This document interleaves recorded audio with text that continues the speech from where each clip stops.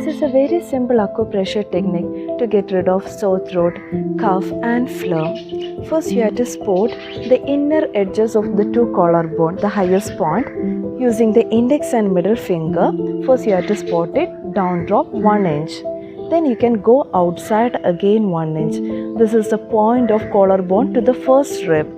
Give gentle massaging circular movements either in the clockwise or anti-clockwise.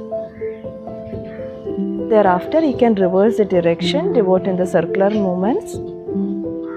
These are also calming points. You can give the gentle tapping while the breathing out.